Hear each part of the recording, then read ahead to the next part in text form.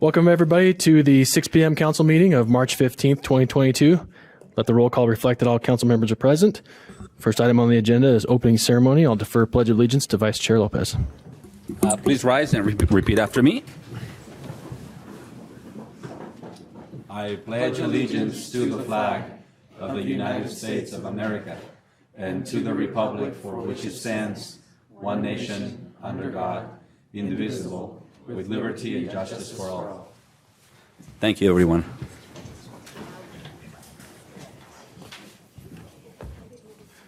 Please consider joining us for a moment of silence.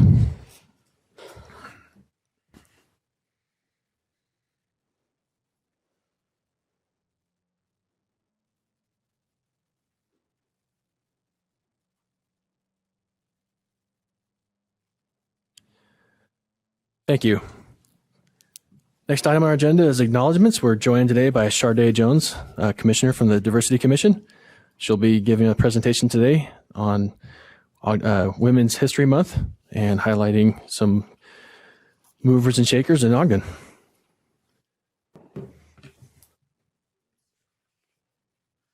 Hi. All right. Thanks for having us.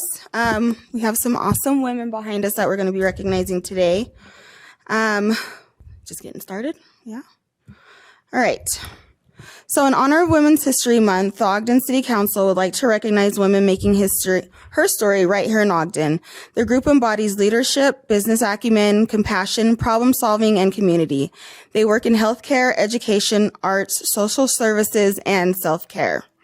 So we do have some of those ladies joining us via Zoom. I don't know if we can see them. Do you know if they're both on? Or where did CJ go? Okay. So first we're going to be recognizing Latonya Jackson and Demia Gordon. They are co-owners of Lamia Beauty Lounge. In addition to running a successful salon with Demia, Latonya started the Butterfly Coils project in 2017. The Butterfly Coils project has helped numerous families within the state of Utah, Idaho, and Wyoming to educate and empower families with children of color by providing the tools and knowledge they need to love and confidently care for their natural hair. The program offers in-salon parent look and learn sessions, natural hair care workshops, webinars, and group classes. It now has digital resources for families nationwide with an ebook, online, and digital course. They have partnered with Curly Me and the University of Utah's Lifelong Learning Program. So let's honor Latonya Jackson and Demia Gordon for Lamia Beauty Lounge.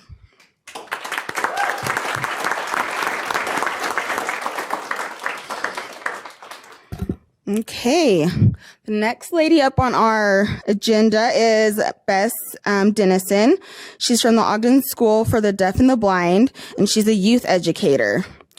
Elizabeth Dennison is a teacher of the blind and visually impaired with 45 years of experience working with young children with visual impairments. She received her master's in education of the blind and visually impaired from the University of Northern Colorado.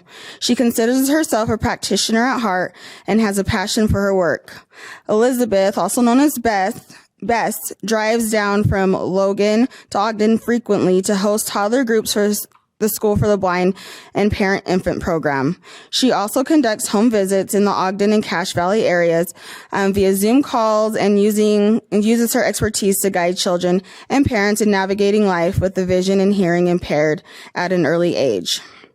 Bess is creative and brilliant, bringing love and intention to each individual child, family, and professional in her work. In addition, she continues to train individuals in Ogden, Utah, and across the county across the country to work with these blind and their family, as well as develop curriculum and training programs in this field through her work at the Ski High Institute at Utah State University. So let's give a round of applause for Bess.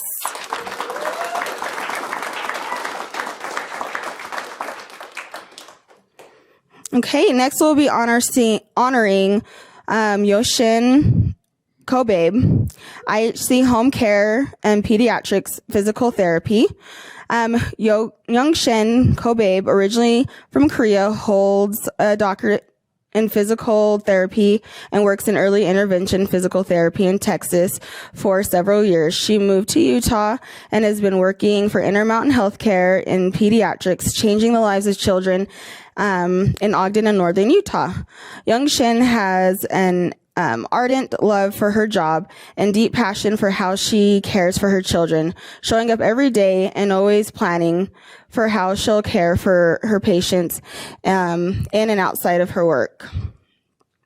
She is a phenomenal healthcare provider, professional, and leader in the Ogden, and she is lucky, and we are lucky to benefit from her expertise and love of her profession. Sorry, my contacts are so dry. It's been a long day. So let's give it up for Yoshin.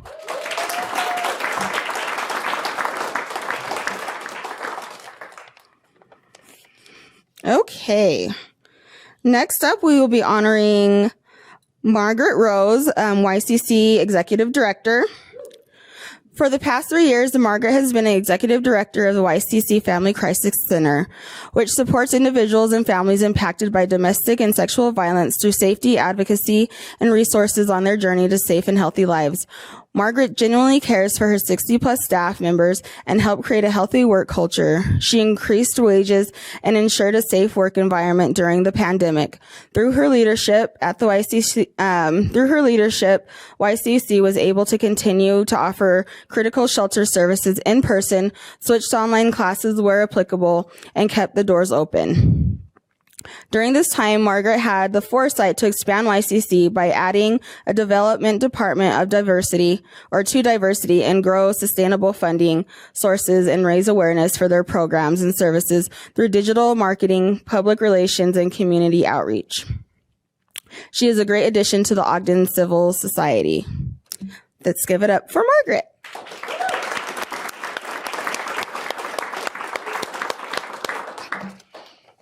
You guys are so awesome. This is so cool. Okay, next we have Christina Miller. She's a conference and event content organizer and artist in the Ogden resident.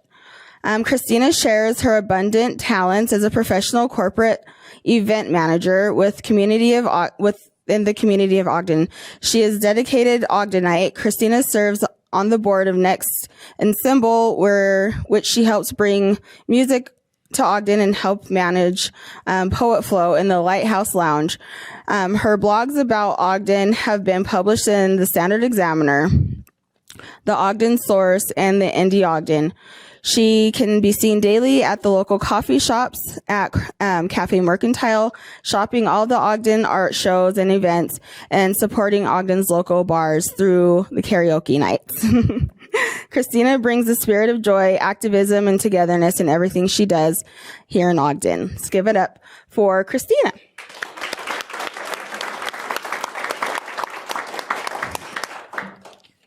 Okay, last but not least, we have Audrey Christensen. She's an entrepreneur, an artist, and a creative coach. In Ogden local, Audrey has motivated, inspired, and mentored many local Ogden artists. She is a business coach for creative and queer artists and homeschooling mama. She founded the Markers Huddle, the Backyard Art Market, the Yard Sale, and works with the Ogden Bazaar. Let's give it up for Audrey. All right. What? Oh. Yeah, that's fine.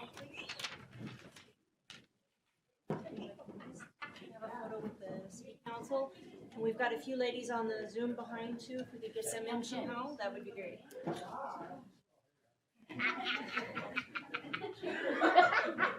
Yes. Good at me.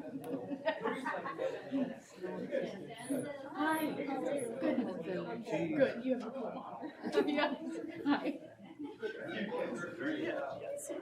Okay. Yay. Very cool. You're all very cool.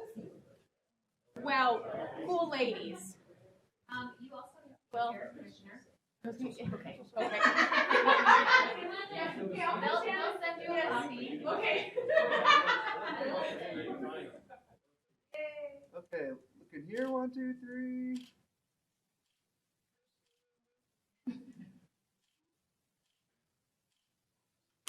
Do we gotta do like a silly one though? Do we have to be so serious? Yeah, what do you do? Can we do silly faces? Silly. Okay.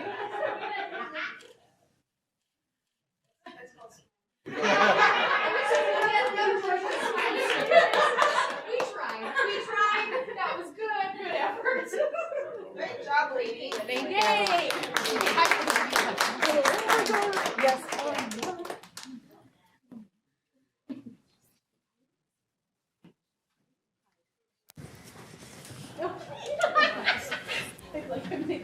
Sharday, I think you set the tone. That was acknowledgments is a new thing for us. Thanks to some feedback we got from the Diversity Commission, and you set the tone and just knocked it out of the park. So good luck to whoever follows that.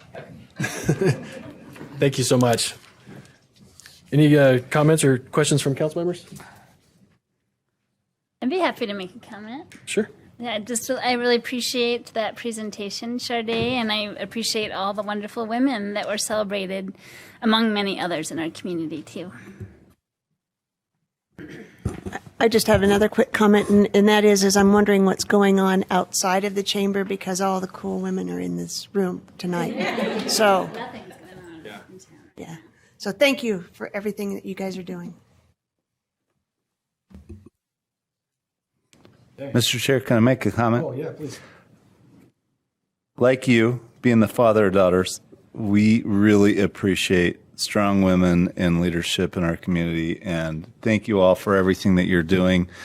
It's inspiring for my kids, it's inspiring for me, and that's part of the reason that we live here, because so many people do so many amazing things. So thank you all very much for what you do.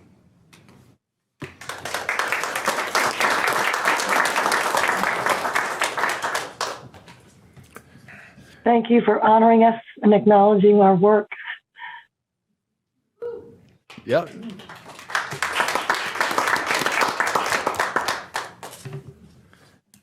Okay, anything else?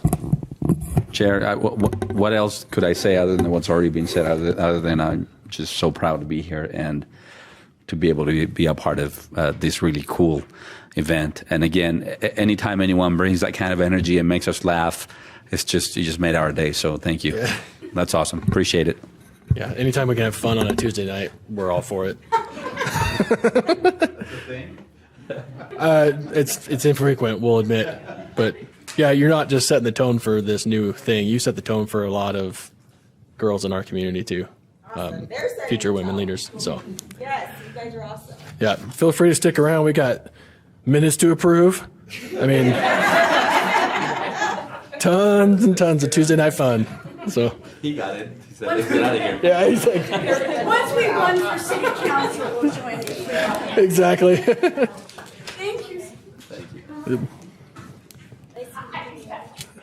Okay.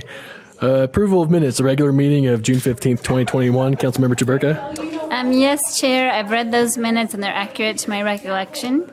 Work session of June 22nd, 2021. Councilmember Heyer. Chair, I've reviewed those and found them to be accurate and make a motion that we approve the minutes that have been listed in the agenda.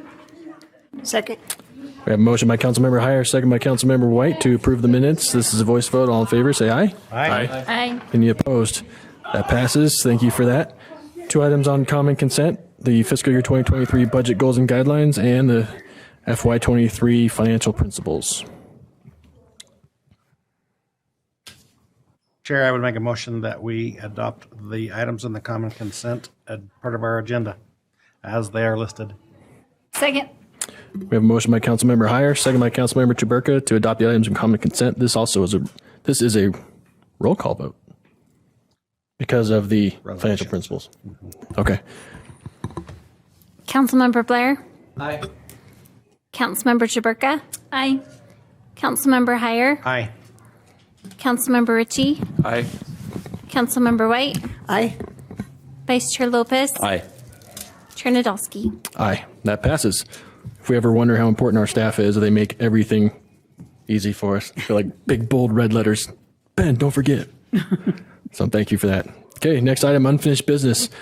Bring up Greg Montgomery to discuss the proposed rezone at 25th Street and Porter Avenue. Welcome back, Greg. Thank you. Welcome. Speaking of fun at City Council, let's talk about zoning. Yeah. Well, you just made us laugh. Great. Council, this is an item that you had tabled from a meeting in February to look at noticing, and I know in the work session last week, was it last week or 2 weeks ago, that was discussed of the noticing procedures that took place. And since that time, the developers also looked at some revisions to their plans to address some of the concerns that came up in the February 1st meeting. So I'd like to go over what is being proposed tonight by way of petition and what the Planning Commission's recommendation was and how we've gone from that very first time back in 2019 to where we are today. So some of this is familiar. I'll just try to go quickly through some of these items and then talk about some of the questions that came up at the council meeting last time to give a little further information on that. So the property is located at the corner of Porter and 25th Street. It includes a vacant piece of land and then two existing offices, one a historic home that is used as an office, and also another office that was designed later on as not a historic home, but is included in this MU request. Also, what has been taking place is the bus rapid transit stop is being developed at the corner of this property and between the Baptist Church and this property on 25th Street. And two items of this property are some existing right-of-ways that take place. One is noted as a right-of-way, and that is in the lighter hashed area. The other is a right-of-way that had existed, and then some deed transfers took place, but have not extinguished that right-of-way access. And that's important to remember because that is what runs east and west, and it'll be part of the discussion. Again, kind of taking a look at the property right now. At one point, it had been part of Weber College's campus. Back then, it was a junior college. And then later became a parking lot. For the last 30 years, it has been, if you will, an abandoned parking lot. The asphalt's still there, but is not dedicated to any one use as it is a private ownership property. Porter Avenue and the multifamily homes are to the west of this site. And then, of course, the historic Jefferson district is to the east of this site. And again, as I mentioned, an alley runs both north and south, as this photo depicts, along the property lines of the Jefferson Historic District properties, and then bends and goes west to Porter Avenue. That photo's looking south, right? That's looking south, Okay. yes. All right. And those poles delineate where the alley is. Okay. Let's see, I think I went back the wrong way, didn't I? I'm going the wrong way now. Back here. Sorry. No, you threw me off. So on 25th Street, you've got a vacant piece of property, but also you have a parking lot and some trees that would be part of the rezoning request. And so that's what we'll be developing as part of this. Quickly, I don't know if I need to really go through the history. You've heard it before. 2019, there were several meetings to discuss this. Recommendation was made, but the developer at that point asked to be held until they tried to work out some things with the right-of-way easement. That didn't take place. Property has changed hand, but the present owner of the property wants to move forward with the petition. This is the project the Planning Commission looked at. It was a mixture of an apartment complex with some retail on the main floor on 25th Street, some townhomes that are 2.5 stories and 3.5 stories around a central plaza. Over time, each of those meetings the Planning Commission had, the density of the project decreased from 63 units down to 38, which is what the Planning Commission looked at on August 7th in 2019. Again, changes have taken place, and now the proposal is for 21 total units, which is, again, a decrease of what the Planning Commission even looked at. and the removal of the commercial space and apartment building from the project. So this will be strictly a townhome live-work development. This is the revised site plan that they worked on, showing how those homes would be aligned, both facing 25th Street and Porter Avenue, and having two-car garages in the development for each unit, and then some additional guest parking, and then a little central court that is visible from 25th Street into the project and provides access from 25th Street, pedestrian access into the project, as well as from Porter, and vehicle access from 25th, as well as from Porter Avenue. Why considering the zone change? Well, first of all, it is petitioned, and so we do need to make a recommendation and action on it. Second of all, the request was consistent with the community plan, where it had talked about mixed use being a possible land use in this area. So the request to consider rezoning was consistent with the community plan that had been developed several years ago. Also, the BRT, in its development, had talked about looking at opportunity sites of vacant property and consider zoning changes as part of the bus rapid transit and some provisions that are taking place in state law about making sure the mixed use or opportunities for higher density take place at bus transit stops. The difference between what the existing zoning is, which is R3C, and the MU, is the MU, while it will allow a few more units, keeps the height a little bit lower than what the R3C would have.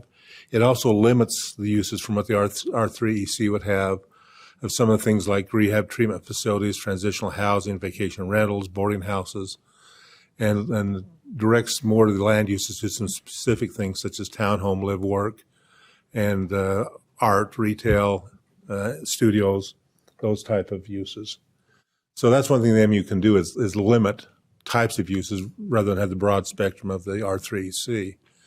The other change is parking.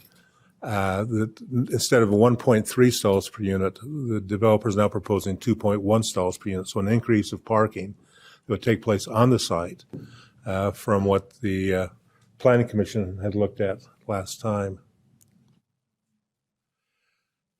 So here's, again, some of the pictorials. This is looking from Porter Avenue of the 2-story, which would be the live work, and then goes to the 3 stories back behind. One of the things noted is the height has now decreased from 40 feet to 38 feet, and I'll explain how that happens in a moment. Again, the inner courtyard, the 25th Street frontage, again, decreasing in height.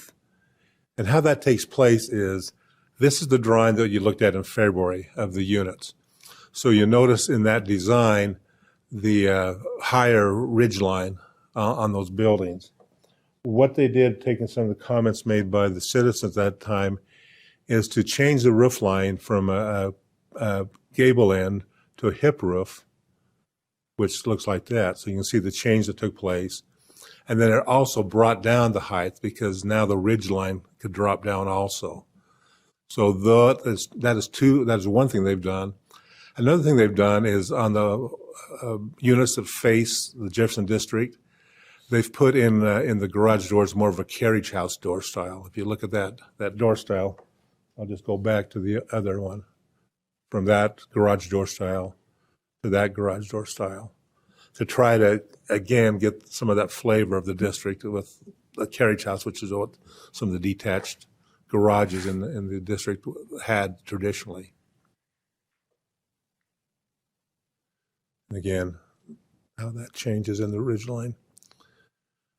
So one of the things that the MU zone allows to consider is appropriateness of design. And one of the things that we've tried to work with through the Planning Commission and the MU development and ordinance is to respect the scale of the Jefferson District and Porter Avenue. Porter Avenue being mainly 2-story buildings, to have the buildings being 2-story on Porter. Jefferson, while they're 2.5 stories, the actual height of the roof is near or above 40 feet. And so that's where, in this case, the height limit is put in place to keep that scale of the Jefferson district. The quality of the materials, the brick and the siding, and have some of the architectural features and higher pitched roofs, and having some of the variations take place to allow the architecture to reflect in a modern way the architecture of the overall district. And again, looking at the densities, that was some of the neighborhood concern. Again, they've lowered the densities from what was looked at by the Planning Commission originally. They are in keeping generally with the area, 22 units an acre on Porter, 21 units an acre. 25th Street's 43 units an acre. And then, of course, in Jefferson, where it's mainly single-family homes, it's a lower density at 5 units an acre. Again, height was a concern. This kind of gives you an idea of the heights of the buildings in the area, trying to make that transition from Porter Avenue at the lower height to the taller height as you get towards Jefferson, and with the church and some of the one apartment building that's there, and some of the other homes which are, because there's the steep roof, have a higher ultimate height. Another neighborhood concern was traffic circulation, and that deals with Porter Avenue. Those little orange dots show where accesses exist along Porter Avenue. And while Porter Avenue is not a through street, so it takes allow the traffic of those homes or apartments that are along the west side of Porter. Even those buildings that are on Adams, their parking is off of Porter Avenue. And then it puts it onto that street. This project would add another 147 cars per day, but it gives them two ways in and out, where the others on Porter Avenue only have one way, and that is Porter.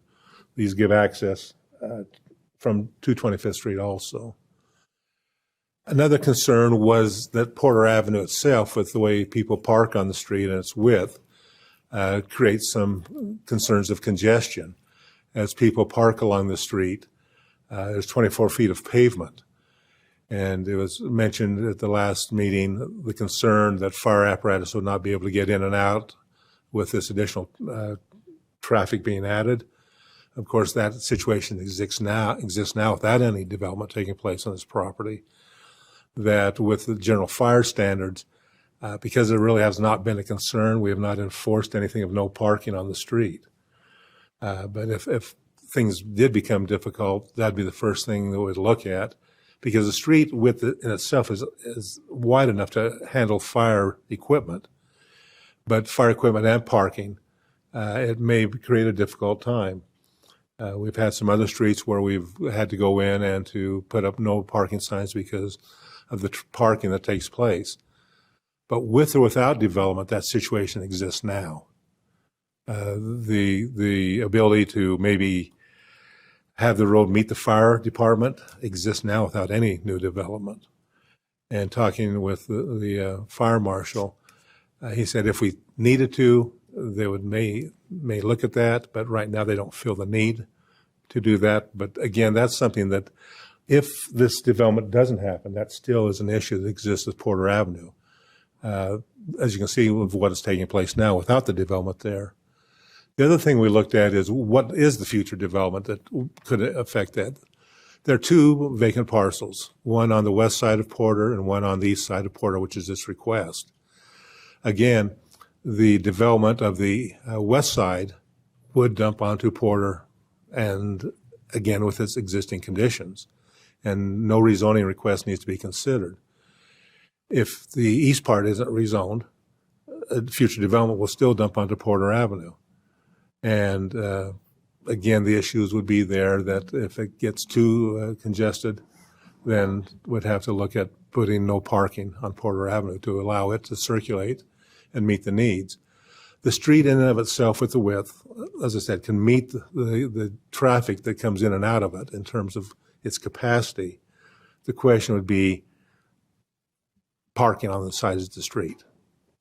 And at some point, if it does become a problem, that is what the solution is. There is no really other solution other than, eminent domain, buying the homes and making the road wider. But at that point, you've lost some of the density of why you'd be doing that to begin with. So that is just kind of a little further discussion of what the concern was that came up last time. And if you have any questions while I'm going along, just stop me and I'll be fine to answer anything.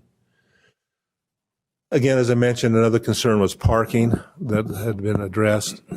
And this development really does look to increase the number of parking stalls that are taking place on site to relieve any potential pressure that could take place on Porter by not having sufficient stalls for the development.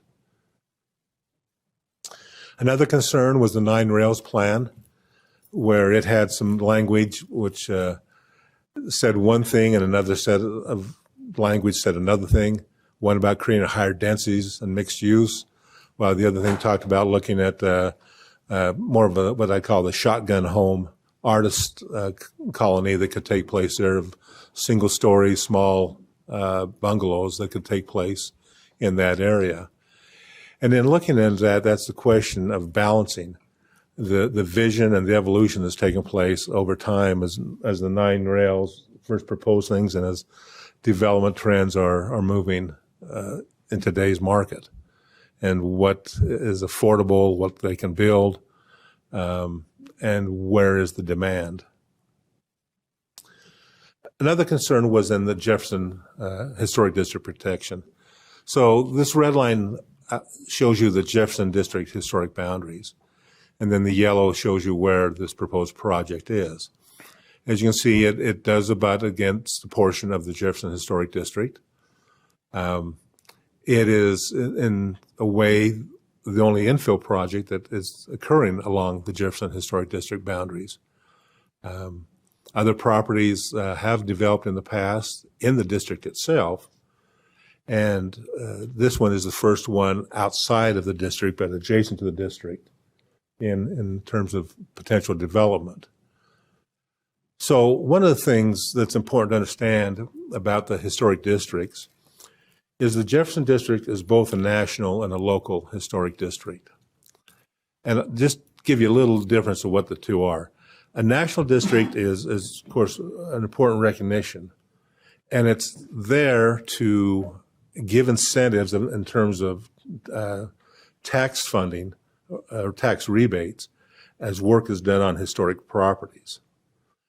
But a national district, unless federal funds are being used, doesn't protect any of the homes from being amended, revised, cut up, demolished.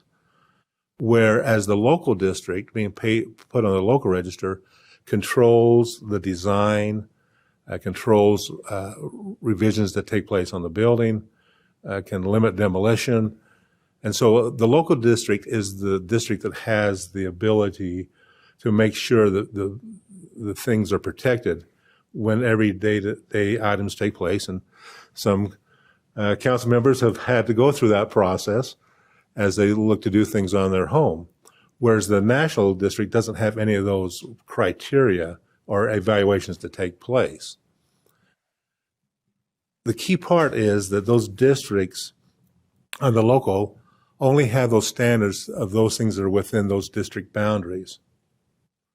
One of the things we tried to do when we did the East Central Community Plan is to add some design standards in the EC zones, whether it be R3, R2, in those areas that are in a national district only, the Central Bench District, but are not in a local district.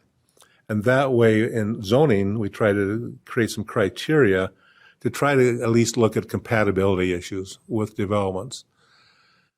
In this case, we're trying to do the same thing with the development agreement. If it changes to a mixed-use zone, still set some of those same design criteria into the development agreement as if the zone changes to MU.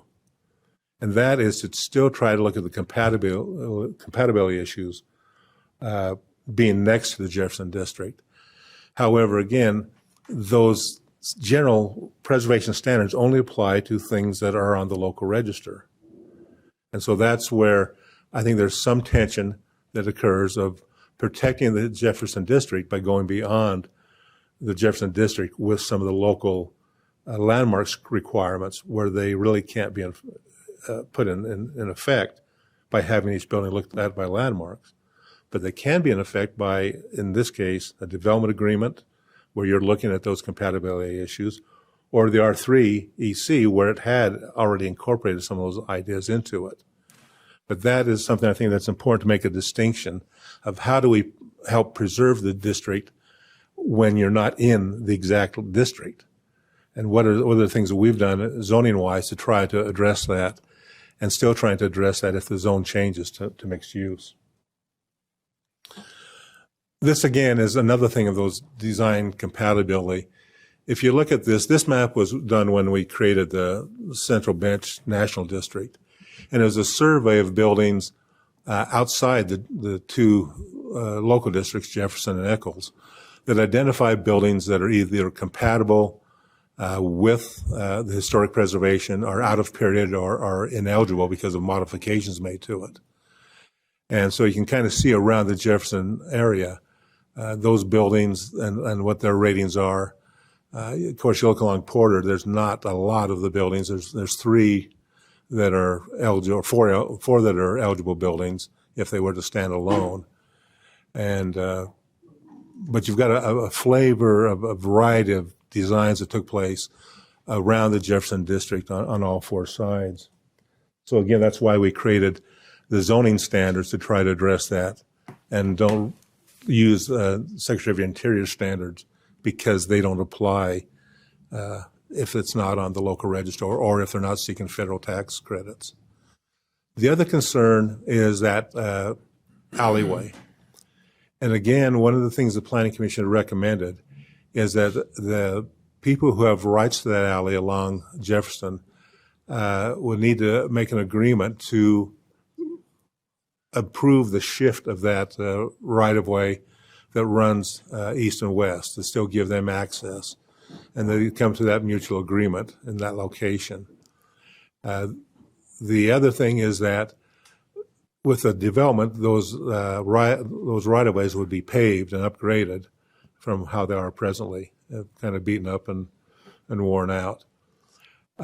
So I understand from the developer, they've identified, I think, 4 properties that have access to that east-west portion of the right-of-way, and are still trying to work with those homeowners to come to an agreement of a relocation. That still has not been completed, so just to make you aware of that, but they're still trying to work on that. So, as I mentioned earlier and last time we presented, there's 2 parts. One is considering rezoning, and in that is the development agreement to set the limits on number of units, the height, the live work, relief, some of the architectural items that would need to take place. One of the concerns also to address lighting, that it doesn't go into the neighbor's property, especially on the backs of Jefferson. And then the Planning Commission recommended 6-0 to approve the rezoning and 5-1 to the development agreement. The second part of this is then with MU zone is a change of the ordinances. And so this is to change the text to set some standards that specifically apply to this portion of the MU, and that's limiting land uses, as I mentioned, to restaurants, retail, offices, apartments, townhomes, art studios, galleries, setting standards in terms of setbacks, building heights, and these are all corrected now from the discussion we had at the 1st of February, these new numbers. The parking variations, open space screening, and again, control of exterior lights. And so building materials, what their criteria are, the types of roof style, having bays, brick, hardy board, those materials that fit the character of the area. And the Planning Commission recommended 5-1 to approve these text amendments. The one dissenting vote on this was feeling that it still could go further, and this was back in 2019 when that vote was taken. So those are the items you have for consideration tonight. Thank you, Greg. Any questions from the council? Oh, I have a few questions, but I was wondering, is the petitioner going to speak to you? If you want them to, yes. Yeah, I just have a quick question for the petitioner.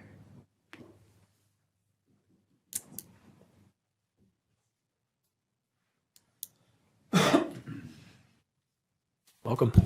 Marty McFadden, 6889 Canyon Meadows Drive, South Weber, Utah. Oh, don't be nervous. It's okay. Well, thanks, Marty. I just wanted to tell you how much I appreciate all the work that you've put into creating this development plan. I guess one question just keeps popping up in my mind, something that we've talked a lot with the residents that are concerned about the development, is why not just build something under the R3? You've gone through this process and petition to do the MU, but you could build something under the current zoning. So That's a great question.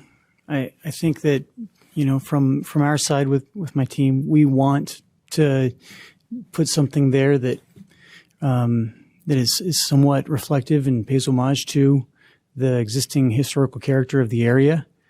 And that the design that you've seen is a reflection of that. We could do apartments. We could do 2 giant 4-story apartments right now and preserve the right-of-way that currently exists and call it a day. And we're totally entitled to do that. But we feel like this is a better product for Ogden. We think this is a better fit for the neighborhood. And I think that this is going to bring, citizens to the community in downtown that is going to continue to help with the revitalization of downtown Ogden. thank you. Yeah. Thanks. You're welcome to, if you have anything else you want to share with the council, you can.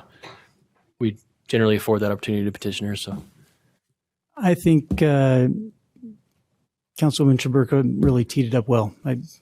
That's really what's in my heart. Okay. Yeah. Thank you.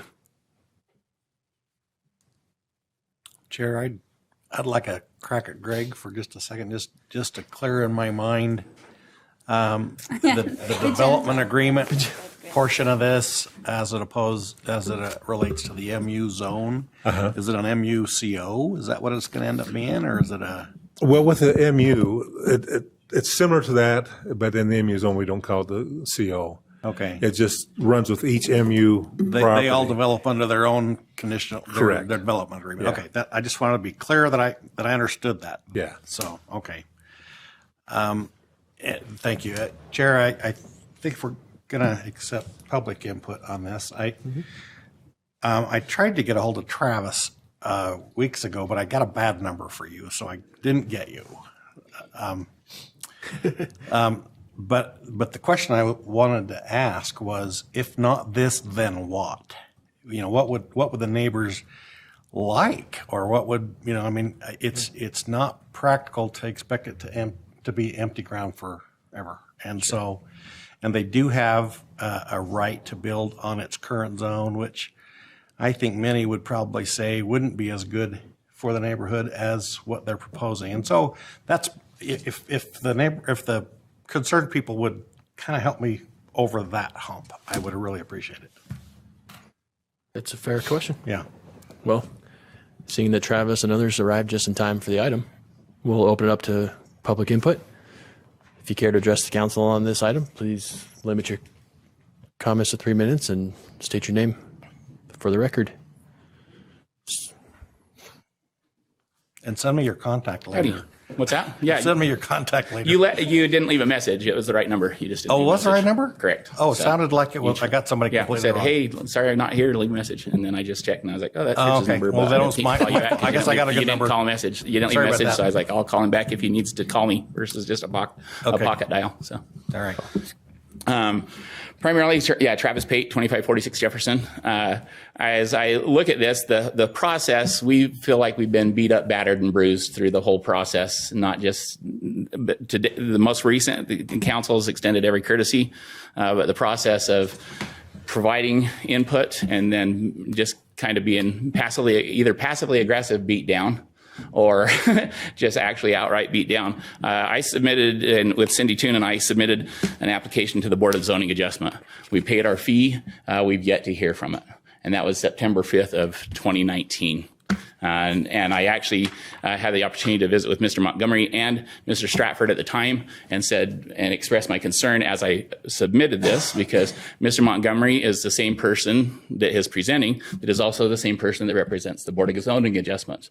And so I said, I feel it's a conflict of interest. And so I asked Mr. Stratford at the time if it would be possible to possibly have neighborhood development, just walk through the steps and just make sure T's are crossed and I's are dotted.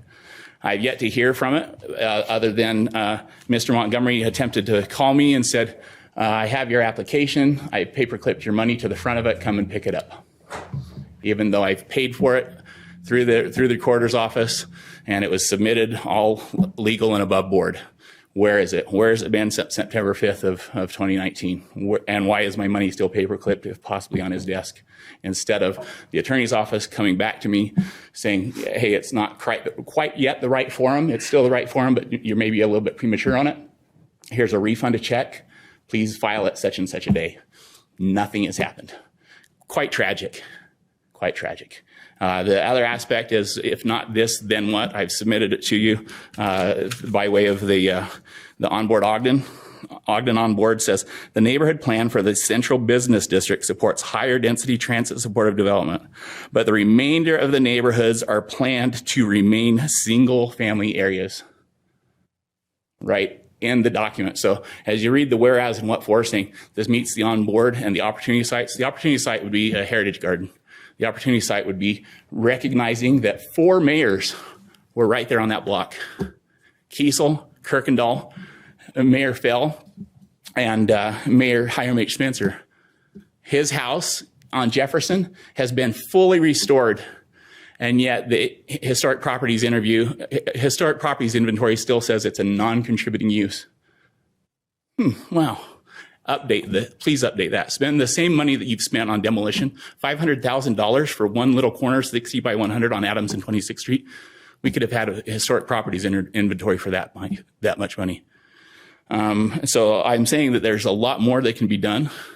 And I had nothing against the current petitioner. It's been the process over and over. And so the dynamic for us is here's the petition again, so you guys can have it, the application. And I don't know what to do other than, like I said, we've just been beaten.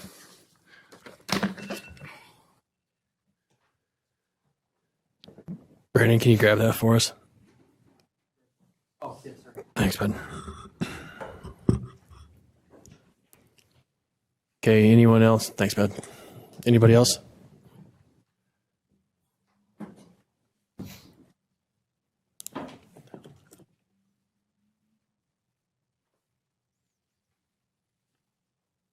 Deborah Darrington, 20. Over there. There you go. Now you can hear me. Deborah Darrington, 2555 Jefferson Avenue.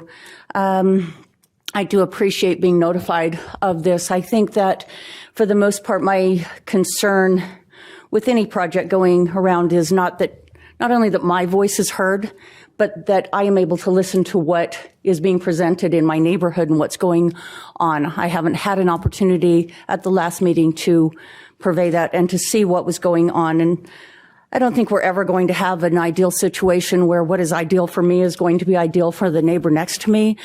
But I learned a long time ago, when I moved to Ogden, that when you draw a circle around a community, I thought that enclosed us and all of us were part of a community in that. But what I've since discovered is when we draw that circle, it doesn't draw a circle around us. It draws a circle that doesn't let other people in. That seems a controversy to what my point would be today, because I'm already in that circle. But what I would like to see in the community of Ogden is what not only drew me here, but caused me to stay. I'm in a home that is way too big for 3 people. It's expensive to maintain, and it would be ideal to turn it back to 16 apartments. But I won't do that because there was a lot that was invested before me and a lot that I need to pay tribute to those people that built this historic community and makes it such a pleasure for me to live. I still walk down the streets of Ogden and stop at house after house and admire. And you'll hear me say, oh my gosh, isn't that brick so beautiful? Why don't we see that anymore? We need to maintain that. There's an importance to that. That doesn't mean that the townhouses behind me aren't a good fit. I would prefer single housing, single family dwelling. I know that our community Our street is next to none. I know the people walk down that street and wish they lived there, and I'm proud and honored to be able to live there. I would love to see others have that opportunity in single-family dwellings where they are in the shadow of my home and I'm in the shadow of theirs. I have 102 windows in my home. The only reason I know that is it was a school project. My daughter proudly went and told everyone we had 102 windows. The reason I purchased that home is because out every single one of those 102 windows is an incredible view. One of those views is of the historic art center. One is over at Jaburka's. I can see their home and all of those beautiful homes across the street. But one not so pretty view to some would be the view out my north window. It is about, well, not even a half stone throw from the Manfield side brick. But that is the picture. That window is the one that I photograph out my laundry room window more than not, because it is historic. It's beautiful. It's taller than my home, I believe. So it's not about height. It's not about keeping people out of the community. It's about bringing them in with what suits and keeps those of us who are already here. Thank you. Thank you. Anyone else?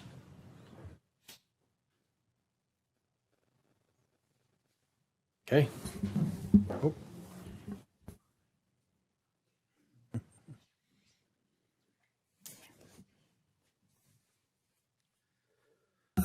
My name is Dennis Mansfield, and I live at 2547 Jefferson. I got to apologize to all you council people because for the past 2 years, me and my wife has been out of the country, and we haven't had an opportunity to hear all the arguments for or against this situation of building various buildings behind the Jefferson Historic District. But I want to convey to you that 12 years ago, we come in an agreement with Ogden City. We purchased that home that was abandoned, almost destroyed, from Ogden City, made an agreement with Ogden City. We purchased that property, and my wife convinced me to put $500,000 into restoring the property as a historic home. And hopefully we did that. I think Ogden City is pleased with what it turned out to be, doesn't Mr. Montgomery? The problem I have is talking in front of a lot of people, but I am very uncomfortable. But what I want to convey is the question was raised that what are we going to do with this property that is vacant? What should we do with it? I think the concerns of the people in the Jefferson Historic District is to have something that doesn't approach onto their homes, that it keeps it historical. You know, it's like living somewhere and then somebody building an airport right over the top of your house. It might be a wonderful thing to have the art centers and the various things like that. But the situation is where it's located and the feasibility of maintaining and taking care of the area that is proposed to put. I have a folder that was given to me, and it's called the Porter Towns, but it looks like they're wanting to put 21 units in there. My understanding is Porter is not a legal street. I've driven down it many times because that's where I go behind my home around Porter to clean the weeds out to keep from getting a ticket in my backyard for cleanup and weed protection. And it's a very, very narrow area to get in and get out. But with the right-of-way that I have, that I understand by record, I own a right-of-way through there and 2 other people on the right-of-way through there. Thank you, Mr. Mansfield. We got to wrap it up. Okay. Thanks. So we're out anyway, of time. that's my concern, is to look at what people invest in the historic district. Thank you. Before you make a decision on what we're going to go behind us. Thank you. Thank you. Okay. Anyone else? Sorry, Travis, we already had you. No, that's not correct. Katie Nelson could not be here, so she asked that I represent from the Weaver County Heritage Foundation. They want to just resubmit. Are you on the county? I'm on the Weaver County Heritage Foundation Board of Directors, yes. Thank you. So I would like, so Katie asked me if she couldn't make it, that the same application that went forth to the Planning Commission be reemphasized. There's a letter from the Weaver County Heritage Foundation that also says that they don't agree with the current the rezoning, and that also down zoning is the appropriate aspect, and that's from the State Historic Preservation Office. And so from the State Historic Preservation Office, it said the only way to preserve historic neighborhoods is by downzoning from the densities, because once the densities come in and creep in, then we end up like other places like like in Canada and other places where people are coming in, tearing down and building McMansions and other things in the historic districts. And so they said that the downzoning is pretty much the same thing. So that's from the Weaver County Heritage Foundation. Thank you. Thank you. Anyone else? Okay. Anybody online, Brandon? Okay. See no more movement. Questions or comments from the council? Can we have a clarification about the zoning application? I don't think I know anything about that. Good question. I'm not sure either. But Greg, can you enlighten us on the Board of Zoning Adjustments? I feel like its I've role? heard about that before. Somehow I missed it. So after the Planning Commission made their recommendation, Mr. Pate went to the Recorder's Office to file a request that the Planning Commission made an administrative error and have the Board of Adjustments overturn the Planning Commission's actions. Both myself and Tracy, the city recorder, had explained that this is a legislative action and is not something that the Board of Adjustments can review, and that the petition to go to the Board of Adjustments really shouldn't be filed. And we offered to just send it back, not even accept it. He demanded that it be received. We said, but we can't do it. This is a legislative action until the city council acts on it. There's nothing to appeal. And if city council then acts it, your appeal is not Board of Adjustments because it's a legislative action. You'd go to court and take the city to court. But he said, no, you keep my money. I want my petition heard. And we said, well, it'd be better if you just took it back. And he would not take it back. So Tracy still has the money and has the application still.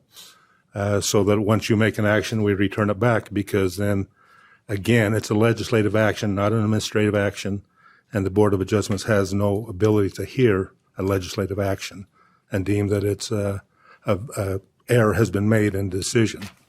That's not what the Board of Adjustment does. So yeah, the petition is still there, the money is still there. He will not accept it back because we explained again, it's not anything they can hear. Just take it back now. And he demanded that it be retained and kept until action is taken finally on this project. Okay. Thanks, Greg. I have another quick question. So just to make sure that I'm understanding correctly, the petitioner mentioned that under the current zoning, he could build apartments there. Is that correct? That's correct. Okay. Uh-huh. Okay. Yeah, the difference in the one slide I showed is 18 units versus in their proposal 21. So under the present zoning, they could build 18 units. Under the proposal is 21, but it could be done as an apartment rather than townhomes. Okay. So 18, that plot would handle only 18 apartments? Correct. All right. Thank you. Did that answer your question? Mine? On the Board of Adjustments? Yeah. Yeah, I think so. I mean, I think I'm understanding that it doesn't work. So they could sue or bring something against the city later, right? They'd have to go through court with that you were arbitrary and capricious in your action. But legislative, again, this is a legislative action, not administrative action. Right. Okay. Just curious. So we have a copy of the application. There's no application to us. It might as well be an application to file for a driver's license. We don't have authority to do anything with that either. Correct. But I guess we'll take that into consideration during our legislative decision. Just this history. Yeah, just as Okay. a FYI of where it is. Thank you. So it's basically, in my understanding, it's an appeal of the zoning board. It would be an appeal to a decision made by the planning commission is what it is, but theirs is only a recommendation and not a final action. correct. And so no final action has been taken. And again, Okay. it's not an administrative action, it's a legislative action. Okay, thank you. There's, Okay. there's So no I'm just trying check. to clarify. There's no check included either, so we don't have to return any It's payments. as clear as it's going to get. I guess so. Thank you. Okay, any other questions from council? Can I answer that? There's a minute turnaround on that because I was. Sorry, No, I'm sitting there saying things. it's not the time or the place, Travis. The council member. Not the time or the place. It is the Thanks. time and place because council, you guys all voted that one more minute can come back for rebuttal or if the clarification from the audience. That's I think at my discretion. Thank you. We've heard. If we have more questions for you, we'll bring you up. I was told Enough. that, please. Thank you. Okay. Any more questions from the council? Okay. We'll entertain action on the item.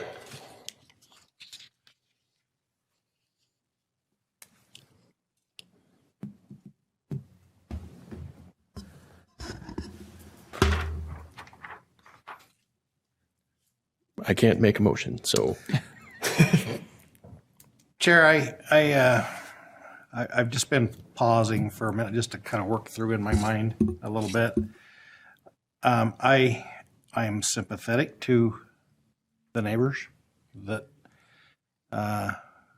this is going to change their world to some extent. And I have, in our code, in certain places where there's a different zone coming together, like a residential to a commercial, we have policies that there be some kind of a buffer, and we try to make sure that those happen. I asked this, I think 4 weeks ago when we first, when we were hearing it then, if there's anything in our code or a best practice that could be looked at that would help us to kind of determine how that buffer might look. And as far as I can tell, there isn't anything at this point, at least. And I guess I'm hopeful that although we do have two of these historic districts in town, is it Eccles and Jefferson, right? That we learn something from this, and hopefully with Landmark's help or somebody like that could maybe help us to find out what best practice we might employ to make sure that there is a buffer, from these these national historic districts. I am very happy with the developer who has proposed this. They seem to have been as eager to make change to help alleviate the concerns as best as any developer I've ever seen. And that's 16 years on the Planning Commission and 10 here, so that's a long time. And I look at it and I really wouldn't mind living next to it. I don't really see a huge problem. Other than that it isn't historic. We're not building 100-year-old houses anymore. You're lucky, too. So I don't know how we can do that in this area. They're going to be new. Whatever's built is going to be a new thing. You can try and emulate architecture and style and some of those kind of things, and I think that's what they've attempted to do. And so that's kind of where I find myself. I boy, I can't find a reason to deny it. I can't. So since you're helping us with your reasoning, and I really appreciate it, Yeah. I just make sure that I ask a quick question to make sure if I missed it, I'm sorry. But so the mixed use live work, so this is going to allow businesses to be operated out of these units. Is that correct? Greg could probably answer better, but I'll tell you what he told me. Yeah. You know, live works are different than at-home occupations. Mm-hmm. There is a space that provides a commercial feel Mm-hmm. that is open to retail or people that want that service or product, and therefore it doesn't really qualify for at-home occupation, but it is a genuine category, live work. And I'm assuming those are all going to be on the bottom floor, so people aren't going to have to go up to get to these, but that the residents, the live units would be above the ground floor. Did I do okay, Greg? Sure. Yeah, please.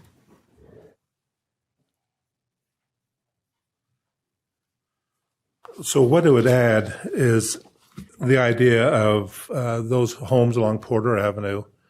They'll have an extended plaza in their front area and allow that space to be an art studio if they want to display art for the art stroll, that it could come around that corner and have those type of things. It would allow teaching in terms of dance studios or that in those spaces, in the live work spaces. And so there would be, if you will, a limited type of commercial activity where an artist could make a product and then sell it in the front of the development along Porter Avenue. Not limited to the art stroll day, right? Just not limited to art stroll, yeah. but that's the type of activity Sure, that could take place there. Okay. But that is the if you will, the arts part of being in the Nine Rails district that was added as a land use that could take place. But any business that is allowable under the zoning for business in that area could be allowed. It would only be those artistic type businesses, and then the two buildings that are included, which are offices now, they're included in the MU. That those offices would be still allowed to continue. So the architect's office and the multi office in the. Is that the classification? Like, what's the exact classification of the businesses? Well, what it says is retail of the following types. Special retail provided that 50% of the products sold are locally produced and the floor area of the retail space does not exceed 2,000 square feet. Live work dwelling unit provided in compliance with the Section 4 of live work. Design, manufacture, and assembly of art pieces, provided no outdoor storage of materials or assembly occurs. Art gallery. So those are the limits of what would be allowed. Okay. Thank you. Thanks, Greg. Any other questions? Questions, comments, clarifications? I'll just make a quick comment just to Luis's question, too, is that they're not live workspaces, but when we started doing kind of a study of the types of people that were living in the arts district, or especially on my block, there's a ton of people working from home. I mean, I'm one of them now. I wasn't at the time. But there's a lot of people that actually have their own businesses that work out of their home that are not the kind that we're talking about. But anyway, I just think it's unique to that part of town. It was an interesting thing that we found, that there was so many people that had home offices that were working from home in that area. So I think that sort of tells you a little bit more about that type of lifestyle down there, that people do that kind of thing. And this just gives people more opportunity to actually sell things out of their home too. You know, just gives a little bit of a different angle on that as well. So, are you so when you're talking about that, you're talking about people that have at-home occupations or people that just work from home? There is a difference, really. Right. Well, yeah, because you have your whole business there, but many people do both. I would say they, like me, they might just work from home for a different company, but a lot of people actually are business owners that live in their home, that actually do their business out of their home, but they don't have clients come there or something. That's what I think is, an at-home occupation. People don't come to the house, right? Except for hairdressers people like that. But generally, people that just work from home, they Zoom or whatever, and it, Yeah. you know, they're not In the really, olden days, though, I'm talking about before that time, too. Yeah. yeah. The old ones. 2 years ago. 2 years ago were the olden days. Yeah. Anyway, and I guess I do feel the same. I mean, I understand that this feels like a really big disruption to the neighborhood. I keep going back and forth between this feeling of like a developer could build something that would not be fitting at all in the neighborhood there right now, and we couldn't do anything about it, right? And we've had this developer, and even the one prior, that was willing to have conversations with us about how we could make it better. And they even adjusted based on the comments that we gave last week. And I also just want to give the caveat that they will have to work out a legal agreement with everybody that has rights to that right of way. So even if we pass this, that process will still have to happen. So that makes me feel better that they still are going to have to work out something with those neighbors too. So, and I just don't want to see the archangel out there the whole summer. Like that's what our life is otherwise. It's an empty lot where all kinds of things go on and it's not safe. Or did you have a comment? Nope. Okay. Anybody else?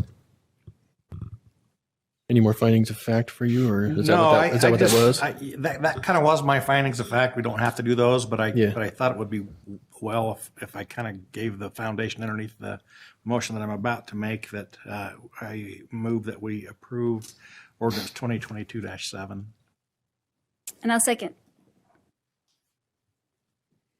Okay.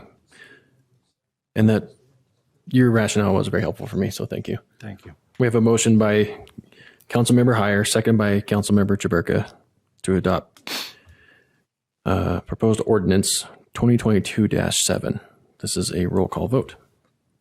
Councilmember Chaburka. Aye. Councilmember Heyer. Aye. Councilmember Ritchie. Aye. Councilmember White. Aye. Councilmember Blair. Aye. Vice Chair Lopez. Aye. Chair Nadolski. Aye. That passes. Chair, I would also make a motion that we adopt ordinance 2022-8. Second. We have a motion by Councilmember Heyer, second by Councilmember Blair, to adopt proposed ordinance 2022-8. This also is a roll call vote. Councilmember Heyer. Aye. Councilmember Ritchie. Aye. Councilmember White. Aye. Councilmember Blair. Aye. Councilmember Chaburka. Aye. Vice Chair Lopez. Aye. Chair Nadolski. Aye. That also passes. I didn't expect it to go quite like that, but it did.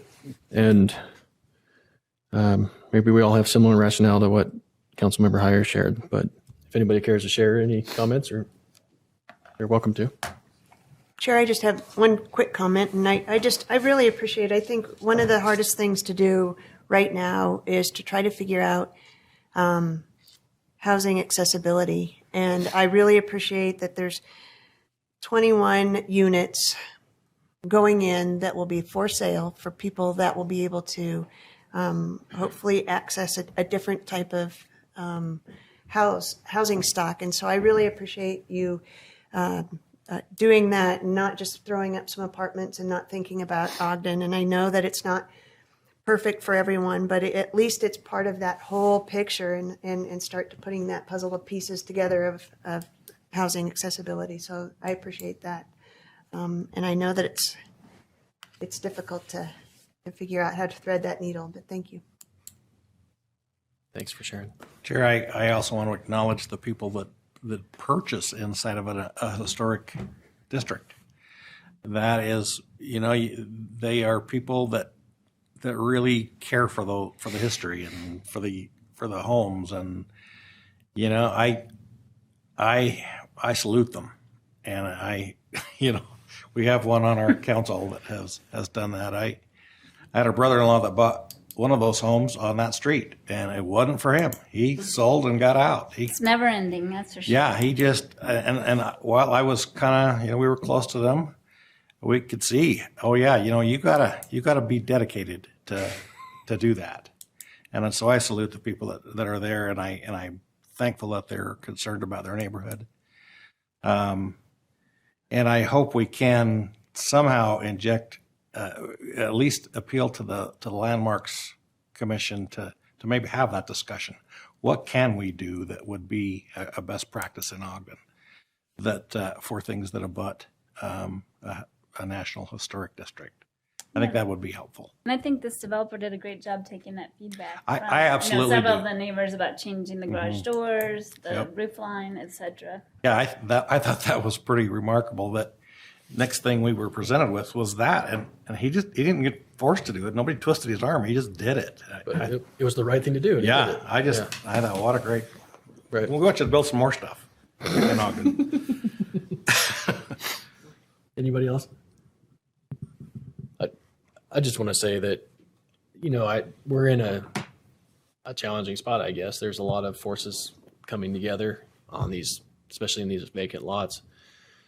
I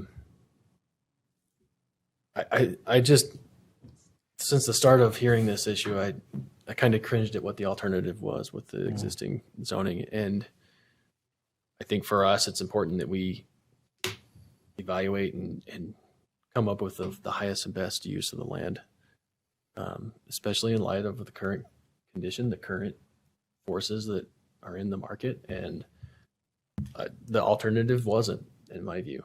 I think this is much, much better. I think that every iteration was better. And I think that the council, I commend you all for giving the proposal more opportunities for improvement. That maybe is putting a shine on it, but especially if you're the developer, that's, more iterations and more time is more money. But I do believe that it came to a better place than it was. So thank you for that. I don't want to send a signal for others in the community that are looking at investing in Ogden to think, well, if I go there, I'm going to get the runaround and whatever the neighbors say goes. We need to make sure that everybody, neighbors and property owners and property developers, have a fair voice. So I feel like we landed in that place. There's plenty of room one way or another in terms of what that fairness might be, I suppose. But for me, it met that, kind of met that mark. So I really wasn't expecting it to go that way, 7-0, but it sounds like we all kind of landed in the same place. So, okay, thanks, Greg. Thank you, developer. Thank you, neighborhood. Next item is new business, which is a matter of kind of old business at this point. Ross Watkins, policy analyst for the council staff, will be presenting, once again, proposed redistricting.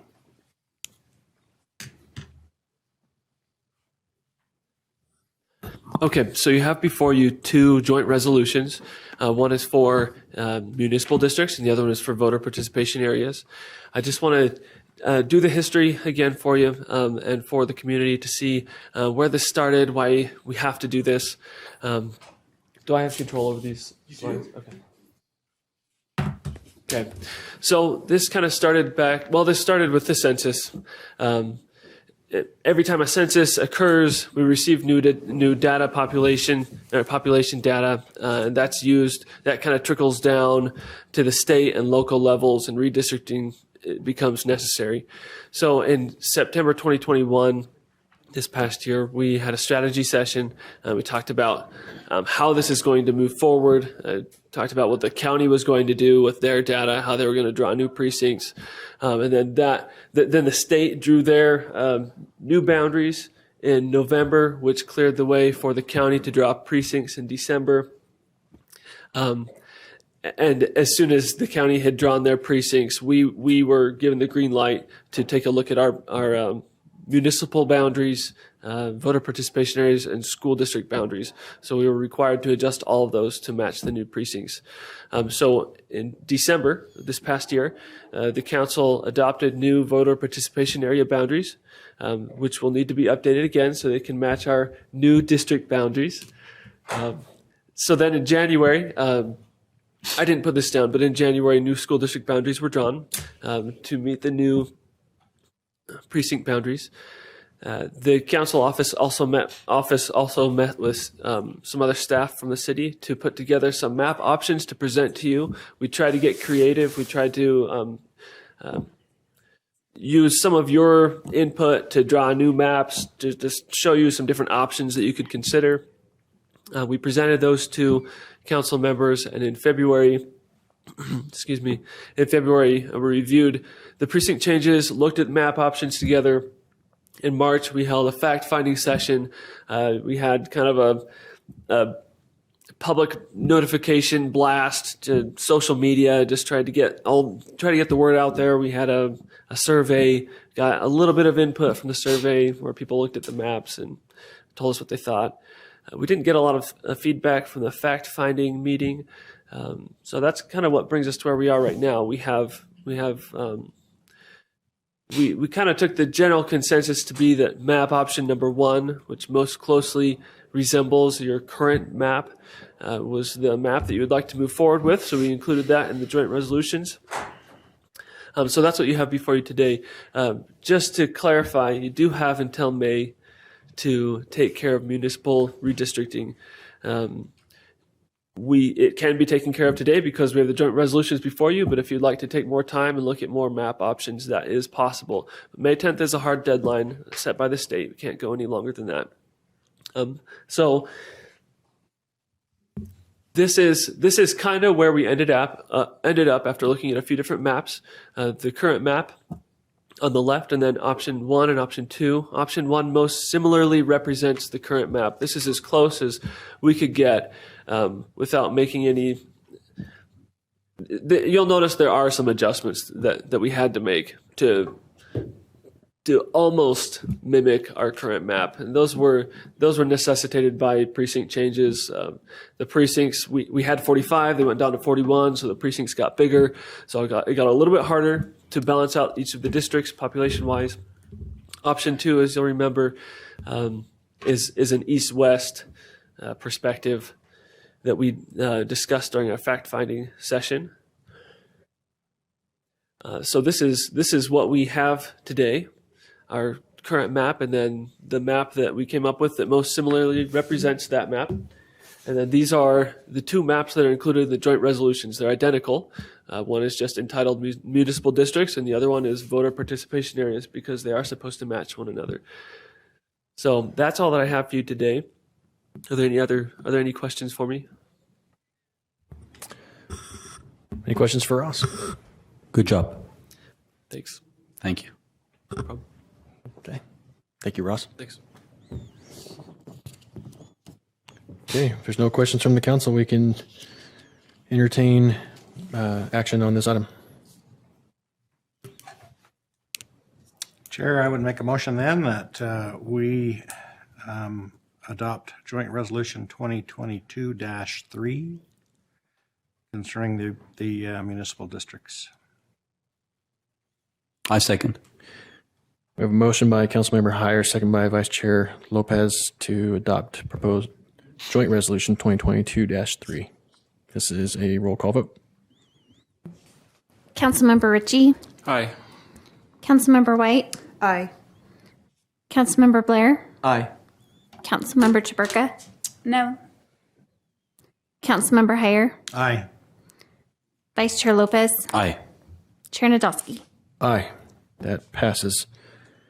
Before we move to the next item, Councilmember Chaburka, you care to- Yes. Thank you, Chair, for the opportunity. I think I mentioned this in the work session that I just feel we could have done a little bit more community outreach to get more engagement.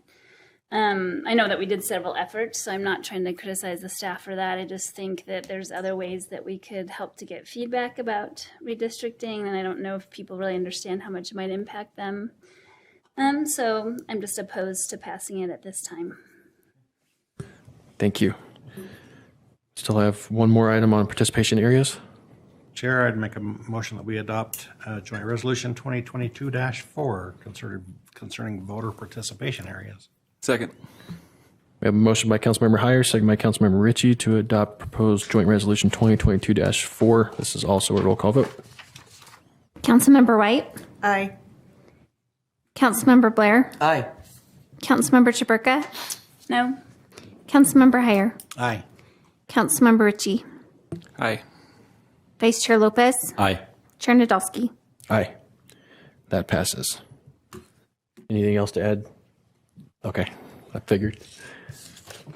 Okay, thank you, Ross, for your attention to detail on that for us.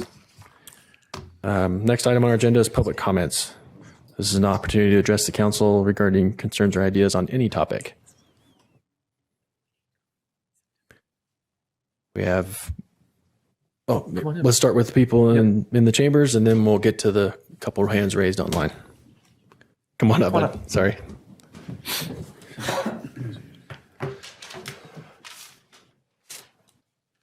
Hello. How you doing? Good, thank you. State your name. So my name's David Carlson. I'm a stakeholder out at the Ogden Airport. Okay. 3985 Airport Road is my address. And it's been a little bit. Last time I was with you in this room was June 26th of 2018. A lot of you were here. I know this because you go on YouTube, search Ogden City, June 26th of 2018, and there's a video of that meeting here. During this meeting, at the 1 hour and 26 minute mark, Gary Williams, our city attorney, addressed the city council. He was concerning the airport land lease fee increases. Gary looked at the city council and said, and I quote, "This is a one-time adjustment, up by about 25%. After that, we'll continue on with the consumer price index. This will bring us up to date and to find a way to cut into our deficit." Well, I'm sure that sounded great. It's not too big of a jump. I was actually happy, even though your vote cost me personally 225% increase in my land fee increases. I was happy to pay. Those increases were first put in effect in the year 2019. Gary Williams looked you in the eye and told you a mistruth. We call that something else in my family, but because just approximately 26 months later, during the beginning of COVID, you voted again. Maybe led by Gary, I'm not so quite sure. But this time, it was a 100% fee increase. Yes, it was just the beginning of the Wuhan flu, and you were gentle to us. You only charged us 50% the first year, and then 25% jumps the next 2 years. So now to this date today, the basic owner's fees have doubled, and another 25% to follow next year. Gary told the city council mistruth. It was not a one-time fee increase. Now, I actually wonder what they tell you in your planning committees. Is the airport still running deficits with all this brand new income you've got? Is Allegiant taking a break? Or are they just taking a break, or are they leaving us after now all your freebies have been handed out? Is now the right time to deny airport land leases to people that have money and pay on time? You are planning on tearing down approximately 27 hangars of people that have just raised their rates 100%. They're all paying. How much is that going to cost people of Ogden with these brand new hangars they're putting up that aren't going to be full? These hangars are full right now. So remember, a hangar is just a shed for an airplane. Also, those hangars' carbon footprints have already been spent, and that is until Bryant fires up his bulldozers.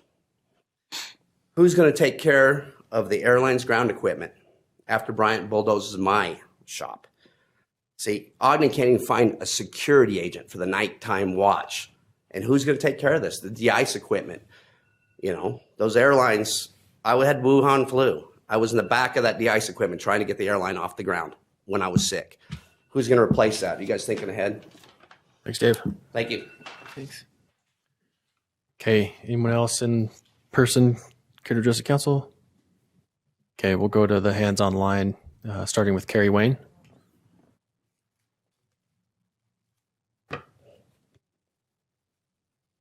Hello, this is Kerry Wayne, your neighbor from Marriott Slaterville. I was just checking in to see if Mayor Van Leeuwen had sent a letter. Again, he's asked for a timetable for resolution on some of the items that we brought before you.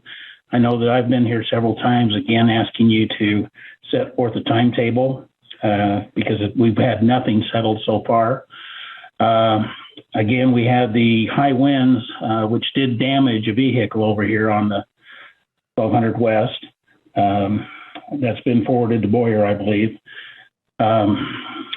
We put up a silt fence after a year of construction. They put up a silt fence, and it's been up for about a week. Someone's already drove through it already. Again, we had a deer kill this morning from the nature center. There's just things that need to be taken care of. That's all we're asking. We've been very patient. Again, we've come up on the anniversary of the construction. I wrote you about the mosquitoes over here because of the standing water that Boyer's left for almost 6 months. They filled in, when they put in their silt fence, there's so much water over here, they actually sunk their post hole digger out in front of my house. So all we're asking is that you guys treat us fairly. I see you bending over the backwards for the people on Porter, and I sympathize with them. They have no idea what we've been through, but I wouldn't wish that on anyone. And again, I need you to do the right thing. On the mosquitoes, the abatement people will not fire up until May. It's not our fault that they've appeared. It's Boyer's fault. But again, it's coming from your property that you need to manage. And it's not Boyer's. The bottom line, it falls with you, and we need you to do something about it. Again, they've listed several things that Boyer hasn't done for us, that we've been telling you all along that Boyer hasn't done for us. We need you to do something. We really do. It's getting very frustrating for everyone along here. Like I said, I talk to my neighbors. They break out into tears because of the fact that it's changed their lives so dramatically. The home that they had in their dreams is now gone. And again, you just can't sit by with your hands folded and say it's just too bad. We need you to step up and take care of this. Thanks again. Thanks, Kerry. Hopefully you'll hang online with us tonight and keep watching. We've got at least a couple more comments to gather, and then we'll go through and respond to the notes that we're making, okay? Next on the list is Daniel Matthews. Daniel, you there? I am. Good evening, Chairman. I really appreciate your time. I do have a couple of things I'd like to bring up, mainly pertaining to the earlier work session. We had the opportunity on February 20th to hold our Ogden Bazaar. By the way, I'm sorry, Daniel Matthews, 25th and Jackson. I also work with Indy Ogden. But we had the opportunity to do our Bazaar market, which is 80 plus vendors. I think the count Michaela had at the Marshall White Center was close to 800 people came through that day. And it was these are marvelous opportunities. We have another one going on this Sunday. I really encourage everybody to come out and kind of see what we have going on there. But we have people who literally will travel to that market. Some of our vendors are from Salt Lake. Some of our participants are from Salt Lake. We had people who came up as far from Provo. So if you have something cool going on, people will show up.